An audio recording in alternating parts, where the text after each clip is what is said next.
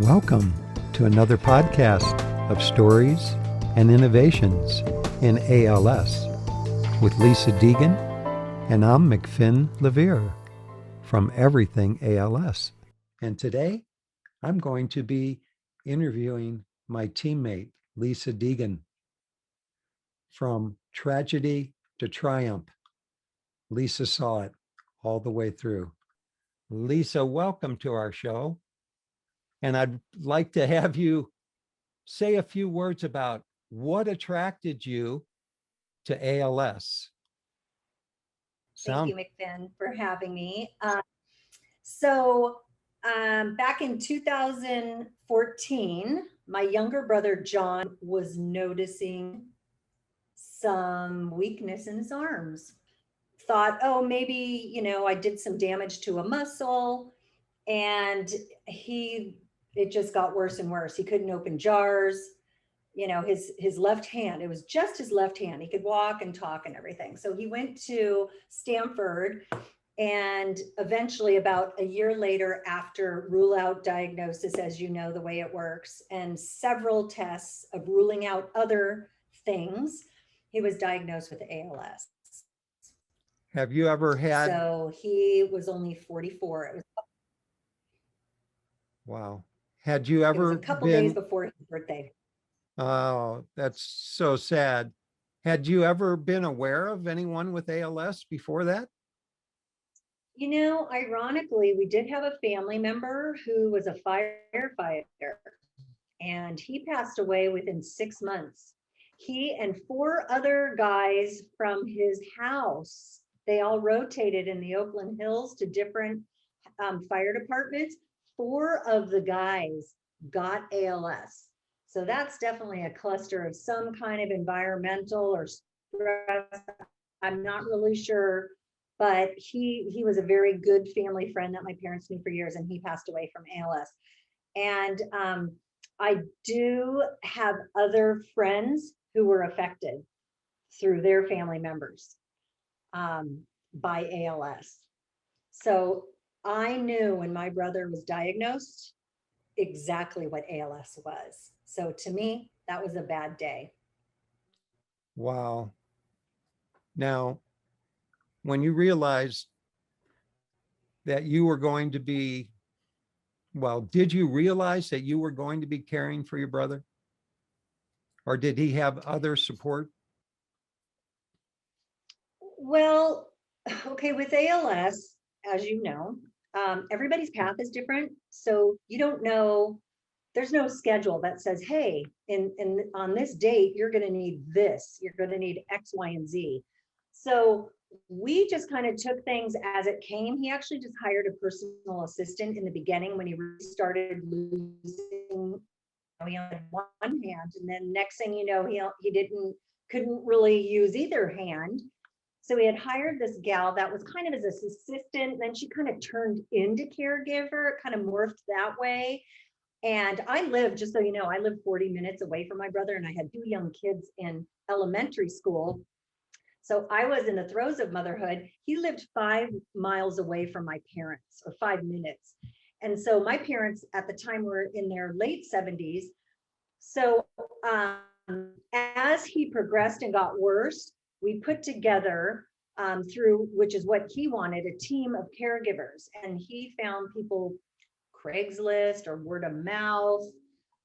He did not go through agencies, as there really weren't people that were trained for ALS. So he kind of found his own help organically. And so my role, as it took on, as he was needing more, I took over. I was basically the CEO of his life. I took over all of his finances. I took over, I did the taxes for him. I managed his caregivers. I paid them. My goal was to keep my brother safe and make sure everything was running smoothly. And so that was a lot of work, managing his team, because people canceled. Oh, I can't, I had to find coverage. It was really stressful because it wasn't actually done through a professional place where, hey, if somebody calls in sick, great, bring in the replacement. So I visited my brother, as many times as I could. Definitely I was there like every week for sure. But I was not a caregiver where I was, there. I mean, I would spend a good majority of the day when I did go see him, but he really wanted other people and not his family to care for him. That was his choice, so I was the only person in the family that would feed him.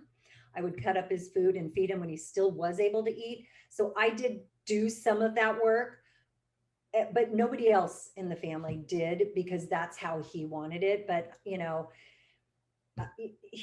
my brother was very private, and I mean, even though he was very gregarious and social and had a lot of friends, he was very private, and he really wanted to protect my family. So I would say, honestly, my biggest role was being his CEO and the protector of my parents. So they did not have to come in and feed my brother or, help him go to the bathroom or do any of that. I was the buffer. So I took a lot on, and then I, had. Who helped you, Lisa? Nobody. Nobody. Nobody. And what was it inside of you that motivated you to be so on the spot constantly? I don't know. I guess I'm just the kind of person that if something happens and you don't have control over it, you roll up your sleeves and you just get shit done. Excuse my French, but I just had to get stuff done. I had my kids that kept me very busy during the day. My husband, luckily, was very supportive of me always going to help my brother because that took a lot of time away from the family. So I did have that, but it was hard too because I did spend so much time doing things for my brother. Even if I wasn't at his house, I was doing things at home. So that it definitely was, here's another role that I had to take on in addition to being a mom and a wife and caring for the house. I didn't have a job. So, but my husband worked, I did everything else. So I did take a lot on. Plus I tried to care for my parents and, make sure that they were okay. And, yeah, it was tough. I don't know how I got through it, to be honest. I played some tennis during that time, and that was helpful, but I would get calls in the middle of practice, from a caregiver. Your brother needs, stress, and I never would stay for lunch. I would immediately leave tennis and go straight to his house. I never could really be there and enjoy it because I was always in the back of my mind a little worried, and I felt guilty.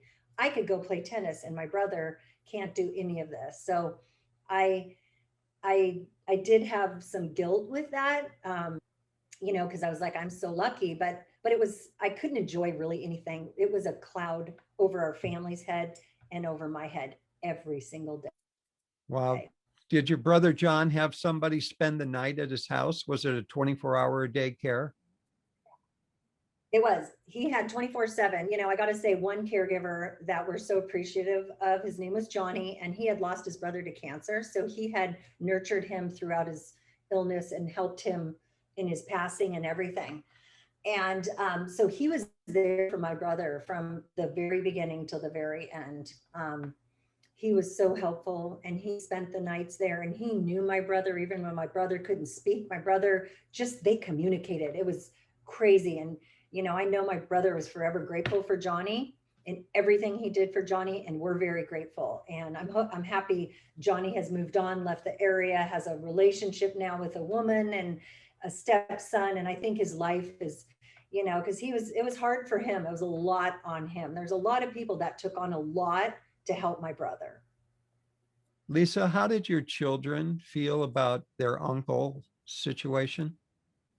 Yeah, that's a good question because, McFinn, they're young. They were in grade school that they didn't really grasp it. So they would write things like I went to open house and, all the projects on the walls and the artwork. And it says, who's your hero? And my daughter said, my Uncle John is my hero. He has ALS and he's going to die.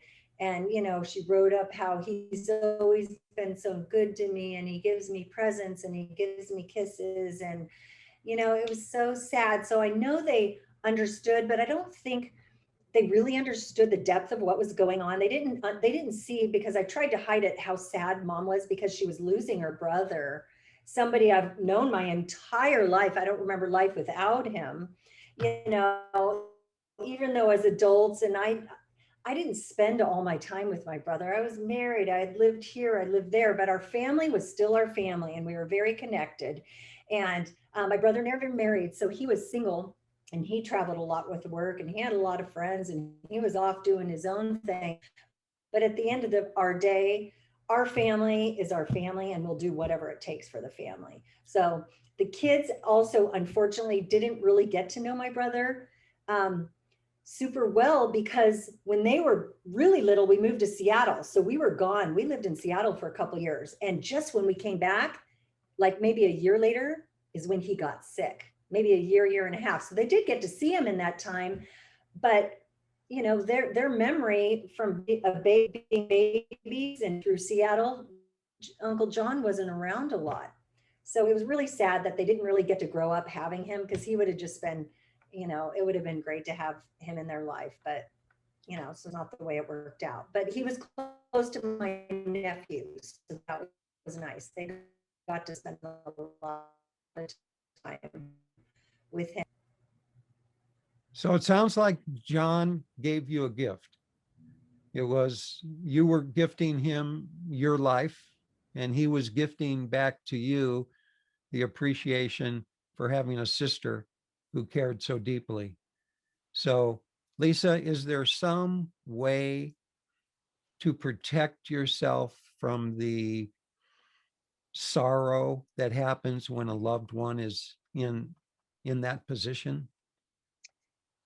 That's a good question. So for me, after my brother passed and after our experience, and everybody has a different experience. For us, we probably didn't handle it the best. So it was a very tragic and really stressful time, the whole journey. I mean, we put on smiley faces with him, and, you know, like, but it was really, really tough.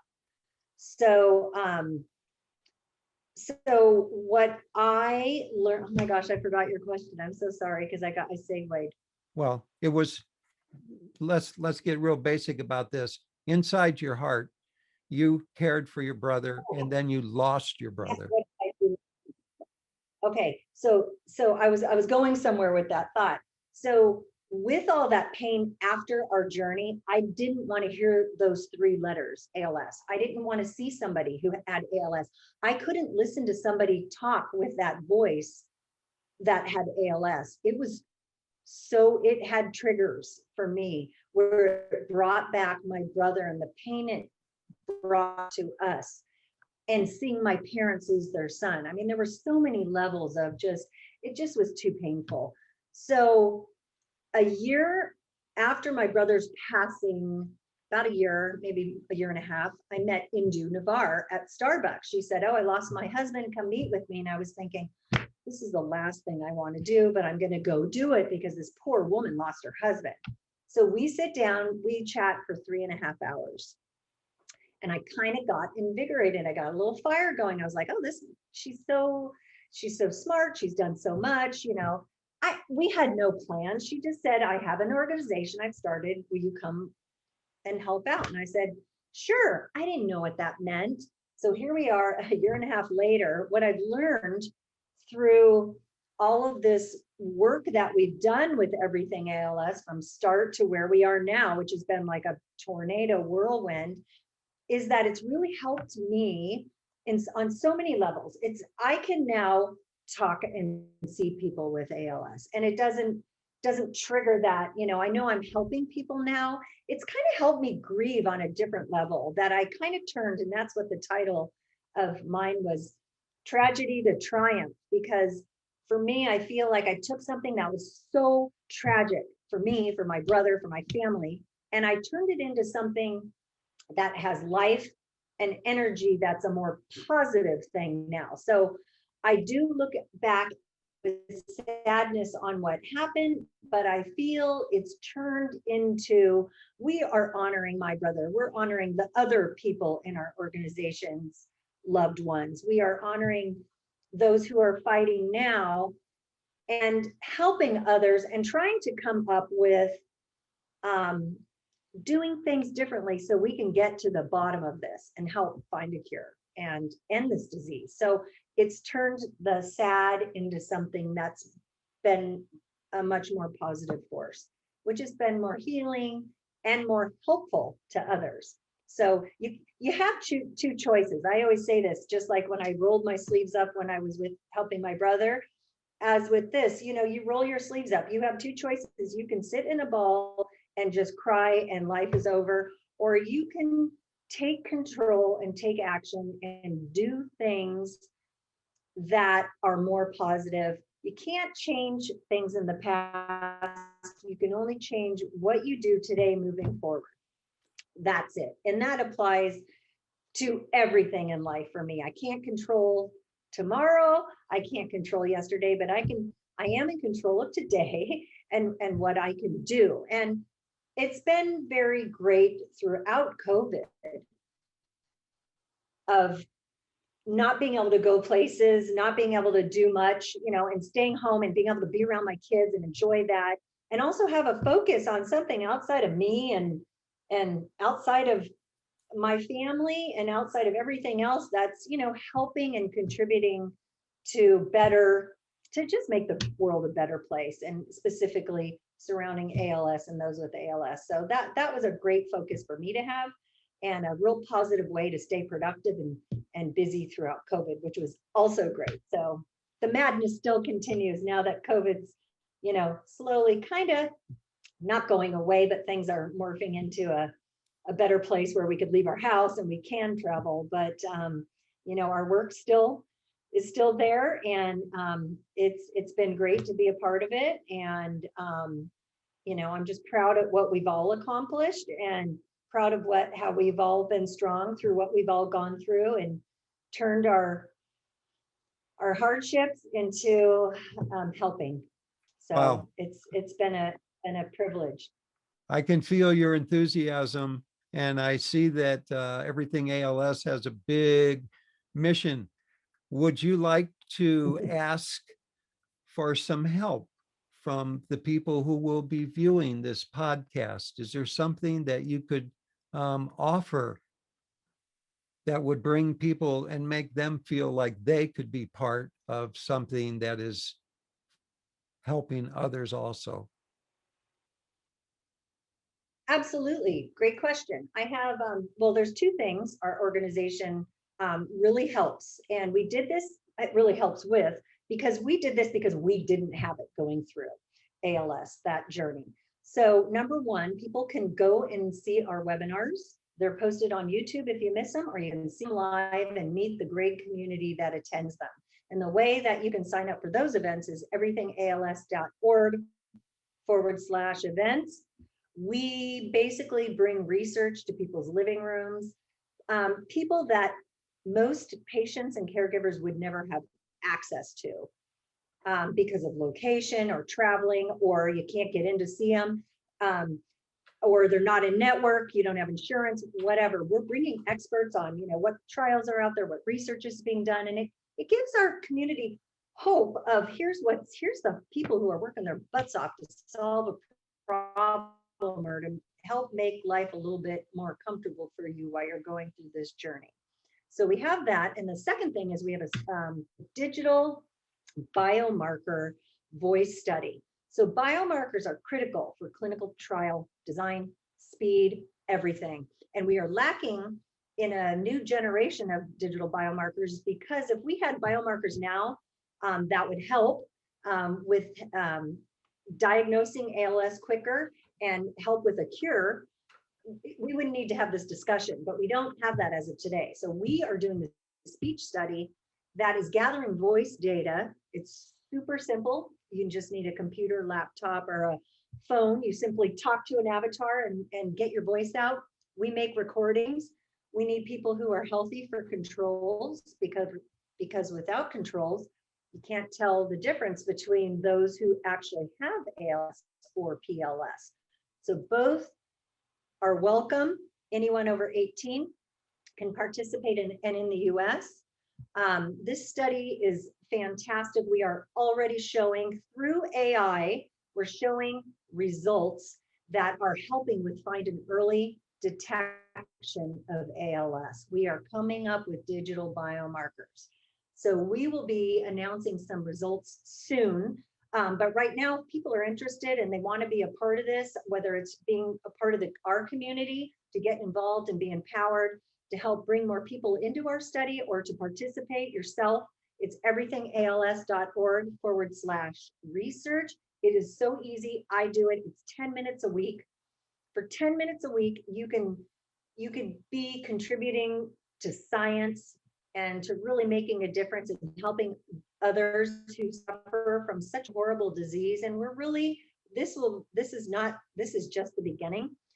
We will be including other biomarkers and other means of measuring through different types of monitors. And we will hopefully be using this platform for other rare diseases. So it's so important. 1 in 7 will be diagnosed with a neurological disease. So this is not just my problem or those who had is going to touch everybody. So the more we get on board, the more we can help everyone. So sign up, everythingals.org/research and help be part of the solution. That would be great. Lisa, this is such an honor to be able to hear your story, to hear about your brother, to hear about what you're doing, and for you to be able to let others know that they can join us. So I'd like to close today with a big thank you to Indu Navar for inspiring us, and to Lisa, and to all of the rest of the people on our team, because we have room, folks, for other folks on our team. And if you'd like to contact us and be part of a pretty exciting group of people, don't hesitate. Thanks for joining us in our journey of exploration and digging deep into the souls of those affected by ALS and those working tirelessly to help put an end to this devastating disease. Your stories and work matter so much to us and to so many. Keep sharing and continuing to help further research in ALS so we don't have to see another person suffer. Thank you, folks. We'll see you again on our next podcast.